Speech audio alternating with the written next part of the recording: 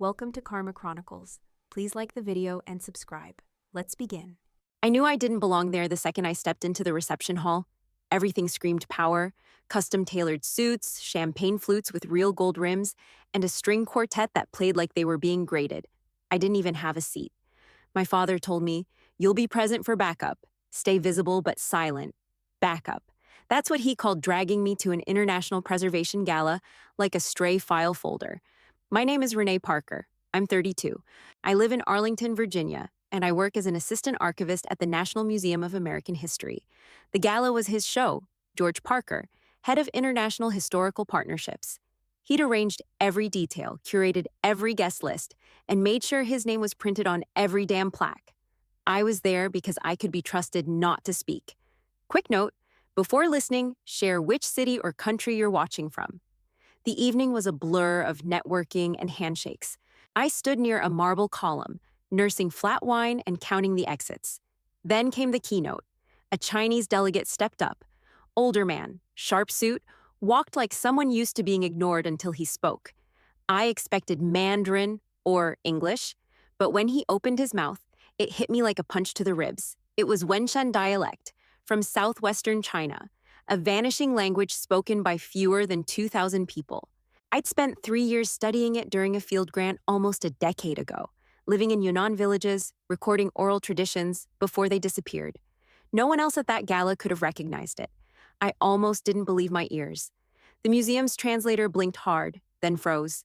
The delegate kept talking, calm, patient, unwavering. Silence spread through the room like smoke. I took one step forward. From across the floor, my father locked eyes with me and hissed, "Stay put." I didn't. I walked to the edge of the stage. My voice didn't shake. "The delegate is offering a traditional welcome and requesting to speak from the spirit of land and legacy, not law." The man turned to me. His eyes softened. Then he smiled. He said something else, slower this time. I didn't hesitate. I translated again, and that's when he nodded toward the crowd and declared in clear, careful Wenshan, "From now on, I will only speak through her." Gasps rippled. Someone dropped a fork. I glanced at my father. His face had gone white. I didn't smile. I just stepped forward again. The applause ended. The delegate returned to his seat. My father didn't even glance at me when I sat back down. We didn't talk that night. We never did after public moments like that. It reminded me too much of 2 years earlier, when my name had been spoken into a mic for the first time in a packed auditorium. I'd been awarded internal recognition by the Artifact Integrity Task Force for tracking a string of forged ceremonial pieces coming in from Europe. They all had this same tiny inconsistency, dialect markings on packing tags that didn't match the artifact's origin. Most people overlooked it. I didn't. I followed the trail. It led from private warehouses in Austria to a network in Cairo and a laundering firm in Toronto. 3 continents, 47 mislabeled items, 2 criminal convictions. The director called me a quiet force behind the scenes. There was polite applause. My father didn't attend the ceremony. When I called him after, all he said was, "Nice work, but language doesn't lead institutions. It supports them." I remember sitting there, holding the phone to my ear like an idiot, staring at my living room wall. That was it. No, "well done." No, "proud of you." Just a correction, a ceiling. At the time, I brushed it off. Told myself he was just being formal, professional. That my slow crawl up the promotion ladder was normal. Museum politics, HR bottlenecks, timing. Then, 6 months later, I got curious and started checking my own record. We had access to our evaluations through the staff portal. Internal use only, uneditable, time-stamped. I scrolled back 5 years. One entry caught my eye.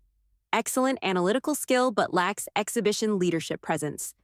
That phrase hit me so hard, I reread it 3 times. It wasn't the wording that stunned me. It was how familiar it felt. That was my father's voice, not literally. He didn't sign it, but he didn't need to. He'd said some version of that my entire life. Subtle, quiet digs that sounded like advice. "You're sharp, but don't push too hard." Solid instincts. Just remember who the decision makers are. Good insight. But let the leads handle the vision. He made it sound like guidance, but what he was really saying was, stay in your lane. I'd been flagged as someone who could analyze, verify, support, but not lead, not stand at the front of a room, not be the one with the mic. It changed the way I looked at everything. The task force award, the team assignments I kept getting passed over for, the committees where I never got a chair. I wasn't being overlooked by accident. I was being edged out by design. The same man who praised diplomacy and historical transparency behind a podium was writing me out of the future behind closed doors. I stopped asking for feedback after that. I stopped waiting for his approval, too. One morning, I walked past his office and caught a glimpse of a memo on his screen. Staffing changes. My name wasn't on it. Again. I didn't say a word. I just kept walking, straight to the archive sublevel where I belonged, apparently. But that night, I logged in from home and made a quiet decision. I'd stop treating my work like a resume line and start treating it like a record. Not for them. For me. I didn't go nuclear. Not yet. I didn't storm into anyone's office or send some dramatic email. I just opened a spreadsheet. I started small, artifact authentication logs, ones I'd worked on, submitted, finalized. I cross-checked internal approval chains, dates, digital fingerprints. I wasn't looking for sabotage. I was looking for a pattern.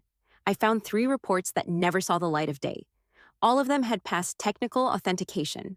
All included cultural context analysis, sections I'd written personally with source markers, oral references, and dialect notes pulled from fieldwork.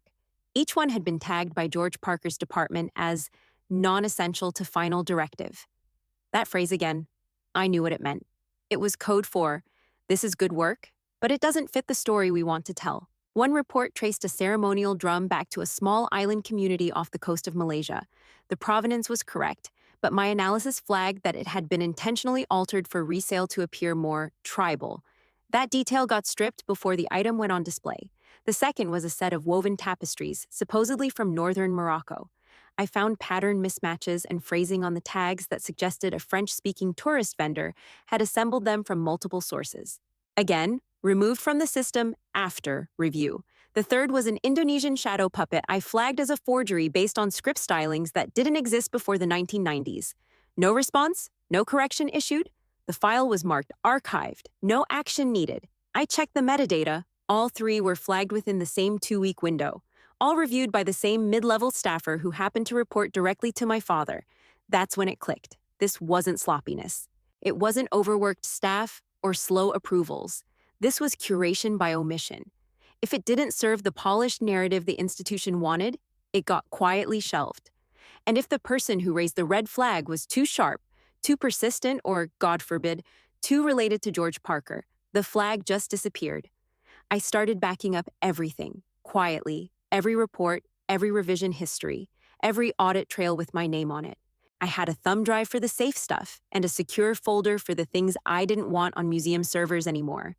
I scanned in handwritten notes, screenshot emails, version history from shared documents. I didn't tell anyone. Not my supervisor, not my coworkers, not even the project coordinators who I knew respected me. This wasn't about whistleblowing. Not yet. This was about proof. For me. Because for the first time, I saw it clearly. My father wasn't just holding me back. He was editing the story, quietly, deliberately, making sure I stayed in the role he'd assigned me. Assistant, support, supplemental expertise. He didn't want me gone. He wanted me small. Even as I stood behind the scenes doing work that mattered, real, detailed, culturally precise work, he was chipping away at the parts that made it mine. I started naming files differently, not by title, by what they meant to me. Drum, they don't want this one. Puppet, fact versus display. Dad's fingerprints, probable. It sounds petty, but when you're stuck being written out of your own field, documentation is survival. One night I stayed at the museum past midnight, combing shared folders, while the janitor vacuumed 4 desks away. The overhead lights buzzed, my eyes burned. But I found something else, an old draft of the drum report with tracked edits. One removed line read, "Suggested discussion of colonial appropriation in tourist-era resale markets." Cut. No comment, no explanation, just gone. That line was mine. And now, so was the pattern. I didn't build my instincts from books or briefings. I built them on the ground, in heat, dust, and markets that smelled like sweet peppers and diesel fuel. Yunnan wasn't a sabbatical. It was a grant partnership between our museum and 2 regional Chinese institutions. 3 years. That's how long I stayed. Most of the American researchers flew in, poked around collections under glass, gave polite nods, and left with write-ups and souvenir stamps in their passports. I didn't. I went to the mountain villages where the roads turned to gravel and the signage disappeared. I slept in guest rooms above noodle shops and hiked with borrowed walking sticks into communities where my name meant nothing, but my listening mattered. That's where I learned the difference between studying a culture and hearing it. I sat with elders who barely made eye contact until I repeated a greeting back in their dialect, softly with the right inflection, the right rhythm. Then they'd start talking, always slowly, always circling back.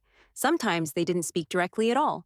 They told stories in symbols, gestures, pauses. I recorded those pauses. I played them back. I cataloged the silence between syllables like it was part of the language, because it was. One time, I asked a woman what the word was for death. She answered with a phrase that translated roughly to, when the words stop carrying. I still think about that. When I got back to DC, I was fluent in 3 dialects no one here cared about.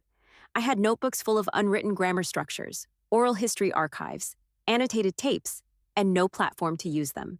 During a simulation lab for a proposed Pacific exhibit, I sat in on a team test run. They played field audio from a contact zone off the coast of Sumatra. One clip had a tonal dip that no one flagged. I raised my hand. It's a code switch. He's shifting from declarative to respectful tone. He's not giving a fact. He's asking permission. The room went quiet for half a second. Then the senior curator laughed and said, "You make history sound like astrology." Everyone chuckled. I smiled like it didn't sting and stayed quiet. I went back to my desk and logged the moment. Date, time, name. That was the game. I wasn't there to argue. I was there to be ready. So I kept building the record.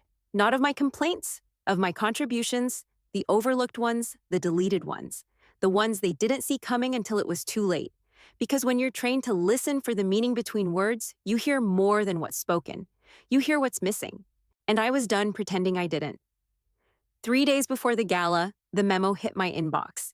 Delegate will likely use rare dialect as cultural screen. Interpretation not permitted without approval. Limited distribution, high clearance. I wasn't supposed to have it.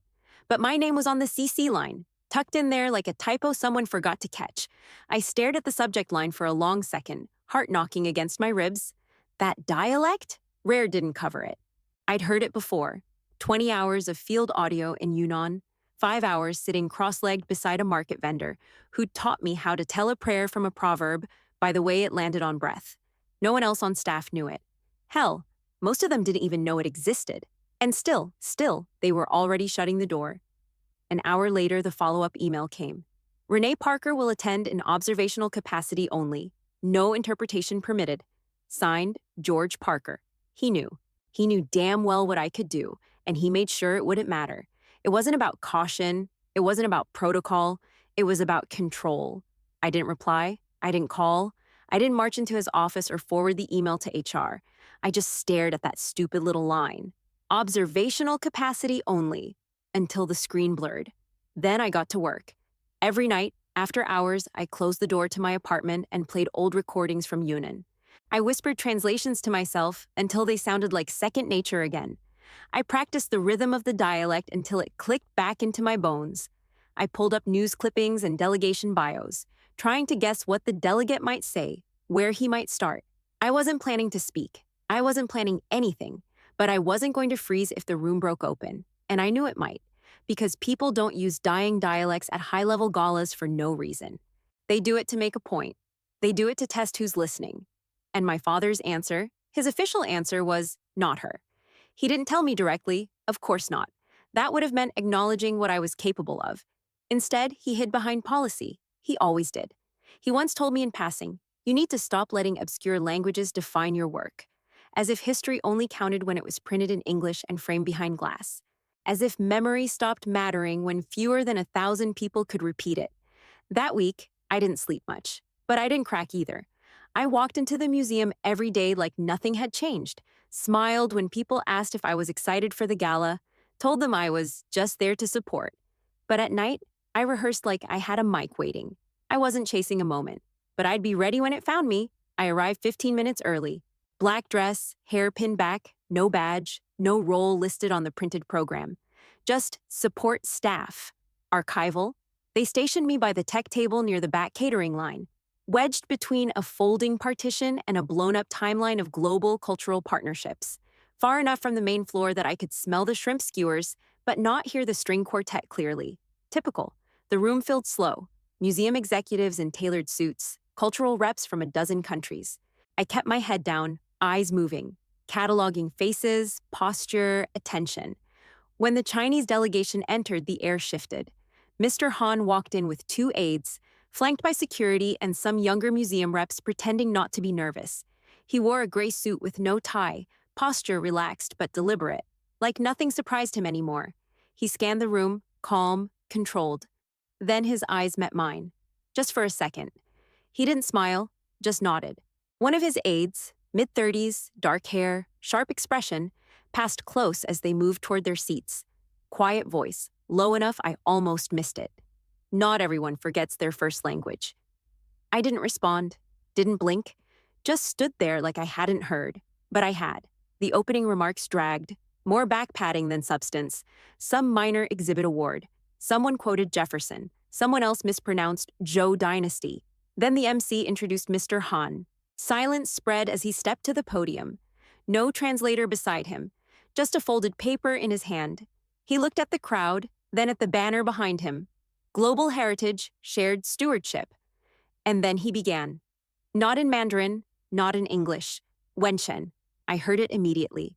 The first sentence hit like a drumbeat I hadn't felt in years. The cadence wasn't smooth, it never was. But it was exact. The museum's official translator blinked twice and froze. 2 beats passed. 3. Then she started flipping through a binder, helpless. People shifted in their seats. Some leaned toward their neighbors. Someone at a nearby table whispered, "What language is that?" My heart didn't race. My palms didn't sweat. I just moved. Walked calmly from the tech table to the side aisle, close enough to the main floor to be heard without yelling. I didn't ask permission. I didn't look for my father. I spoke clearly, each word measured. The delegate offers deep gratitude for the land beneath our feet, and for those who came before us, seen and unseen. Mr. Han didn't flinch. He kept speaking. Smoothly now. Deliberately. He wasn't testing the room anymore. He was delivering his message, and I gave it voice. He acknowledges the role of memory, of breath, of the spoken line passed down without paper or seal. The room had gone still. Museum officials stopped fidgeting. The catering staff paused. Even the string quartet leaned slightly forward, instruments silent in their laps. He reminds us that stewardship is not possession, that to preserve is not to control, that history, when silenced, will always find new tongues. Mr. Han gave the smallest nod. He continued, folding his paper as he did, speaking now not from notes, but from memory. He honors those who protect language not for profit, but for legacy. I translated every word, without hesitation. Without error, my voice didn't shake. When he finished, he turned slightly toward me, held up his hand in a brief, respectful gesture, then returned to his seat. No applause followed, not right away. Just silence. Heavy, thick, respectful. Then someone, probably a delegate from Canada, started clapping. Others followed. A wave, slow to rise but solid by the time it reached the back. I stood still. No smile, no grand gesture. Just a quiet step back toward the wall. I didn't look for my father, but I saw him. He sat near the center, second row, hands folded in his lap. He didn't stop me. He didn't interrupt. But he didn't look at me either. Not once. The next morning, I was at my desk by 8. Coffee cold before I even touched it. I didn't check the news or my inbox first. I went straight to the internal event archive. The museum's official gala summary had gone live. 8 pages, full breakdown. I read every word, twice. Mr. Han's remarks were highlighted, quoted, praised.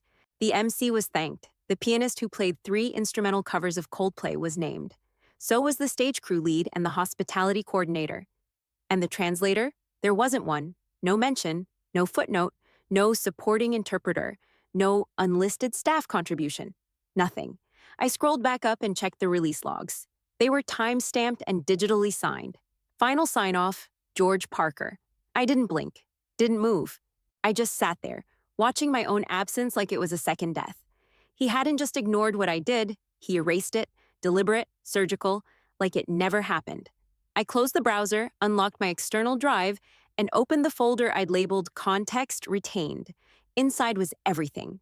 Memos, version histories, meeting notes, that email from 3 days earlier telling me not to speak, timestamped footage showing where I stood, how I translated, who was in the room, all the patterns, all the cuts, all the edits. I didn't need revenge. I needed proof. At exactly 9:12 a.m., I picked up my phone and dialed. Not HR, legal. The internal compliance division had an office 2 floors up and a reputation for dragging their feet. But I didn't care. The woman on the other end answered politely. "Hi, this is Renee Parker," I said. "I'd like to schedule a confidential meeting regarding misconduct in the Cultural Programming Division." She paused. "Can I ask what kind of misconduct?" "Suppression of professional contributions, patterned credit denial, targeted reassignment, conflict of interest." Another pause. "How long has this been going on?" "Years," I said. "But I have documentation. I'll bring it with me." She didn't ask who was involved. Not yet. Just gave me a time. Thursday, 2 p.m. I wrote it down, shut the file, and finished my cold coffee in one bitter swallow. I didn't cry. I didn't rant. I just kept working. When someone from logistics stopped by to say how amazing the gala had been, I smiled, nodded, said I was glad it went smoothly. Then I opened a blank page and started drafting my impact report from the night before. It wasn't for their records, it was for mine. By Thursday at 2 o'clock, I had 3 printed binders, 2 flash drives, and a list of names I'd never dared to write down before. The woman from compliance greeted me with the kind of expression I'd seen used on donors, friendly but guarded. She led me into a glass-walled office and closed the door. "Take your time," she said. I didn't. I walked her through everything, line by line, document by document. I didn't mention family, didn't say my father. I referred to George Parker the same way everyone else did.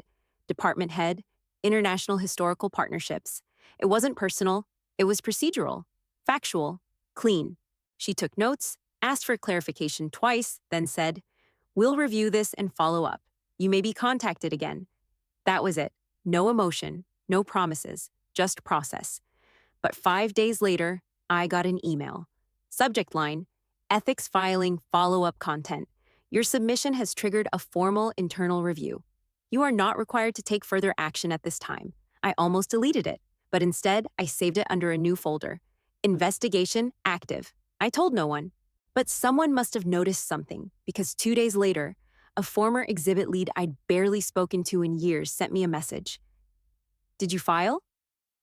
I stared at it for a second, then typed back, "Yes," quietly. Her reply came fast. "Good. I have documentation. I'll submit it this week." That cracked it open. Over the next 6 weeks, more people came forward, one by one. A grant coordinator whose proposal had been redirected without explanation. A research specialist who'd noticed their citations were changed in final print materials.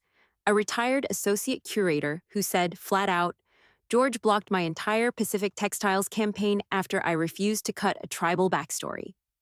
The ethics office started sending updates, not details, just confirmations. Additional testimony received. Documentation verified. Submission reviewed. It kept growing. There were no staff meetings, no hallway gossip, no big announcement. Just a slow shift in energy. People stopped saying George's name in the break room. Emails from his department started coming unsigned. A few project leads quietly asked me to review language files again. Only this time, they thanked me afterward. And then one day, I got a message from a woman I'd never met. Name, Lori Preston. Former Assistant Director of Cross-Cultural Collections. Now retired. Her message was short, just one sentence. "You stood up first. So now I'm not standing alone." That hit harder than I expected. Because I hadn't stood up to be seen, I hadn't done it to start anything. I'd done it because I was tired of disappearing. The next day, a secure memo circulated. It came from the Office of Institutional Integrity. A formal investigation into potential misconduct involving historical partnerships and staffing practices has been initiated. All staff are advised to cooperate fully. No further comment at this time. I read it twice. No names, no finger pointing, but everyone knew. People started avoiding his floor. Nobody said anything out loud, but you could feel it. Like the lights had shifted and no one wanted to be the one still standing in the dark. I stayed quiet. I kept showing up, doing my work, like always. But something had shifted, not just in the system, in me. Because now when I walked into a meeting, people looked up, not just at me, to me. It came in through a private channel, no subject line. no message. Just an attachment titled Internal Review Audio Final.wav. I clicked it before I could overthink it. The file opened with a soft mic click, some background shuffle. A quiet room, office maybe, and then, "She's good, but I can't let her stand above me, not my own daughter." My father's voice, clear, controlled, no anger, just fact. I sat perfectly still. It didn't sound like a man breaking rules. It sounded like a man stating policy, like he wasn't talking about a person, just a position, just a risk to manage. I didn't close the file. I didn't delete it. I just hit pause. And then I sat back and let the weight of it hit me. He hadn't stumbled. He hadn't misspoken. He meant it.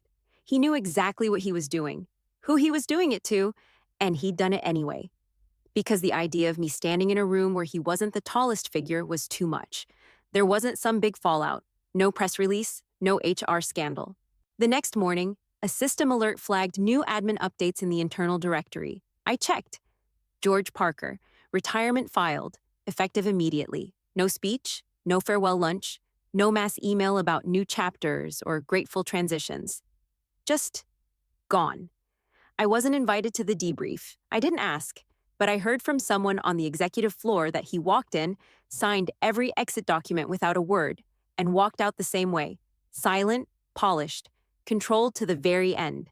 The man who'd built policy handbooks from scratch, who'd branded whole departments with his name, who once told me, "Legacy is built on clarity, not credit," disappeared from the museum like he'd never been there. And no one asked why. No one filled in the blanks. Because deep down, I think they knew. They'd seen it in flashes, the dismissals, the reassignments, the credit shifts, the way people who spoke up suddenly stopped being visible. They just hadn't said anything, until I did. One curator left a sticky note on my desk. "He built the house, but you kept the roof from caving in." I didn't reply. Didn't even turn it over. Just slid it into a drawer. I didn't want to thank you. I didn't want a spotlight. I just wanted air. For the first time in years, I could breathe without checking who was in the room. And I didn't have to translate anything for anyone. I didn't update my email signature right away. Just kept doing the job like nothing had changed, even though everything had. 2 months after he left, I was officially named Deputy Director of Cultural Intelligence. Not interim, not acting, permanent. No one clapped. No one questioned it either. I walked into the new office, bigger, brighter, windows facing the main archive wing, and got to work. No ceremony, no statement, just action. My first move? I requested a team, not a panel, not another oversight board, a real working team. 3 researchers, 2 language specialists, 1 field analyst on rotation from Chicago. I didn't care about titles, I cared about instincts. People who could see through polished exhibits and hear what got buried beneath press copy. We didn't just catalog culture, we studied it in motion. How it bent, fought, disappeared, came back. I pulled out the map from Yunnan, creases still sharp, pins still in place, and hung it dead center in the strategy room. It wasn't decoration, it was the foundation. Every new hire sees it their first week. I tell them, I was once told to stand in the corner, but from that corner, I saw everything. They always go quiet when I say that. Some nod, some don't get it yet, but they will. Now and then someone asks if I think about my father. I don't lie. Of course, I say, but I no longer wait for his recognition. I don't need his voice behind me. I've got my own, and I use it, not to shout, not to perform, just to speak clearly, directly, on record, for myself, for the others still standing quiet in corners, and finally, people are listening.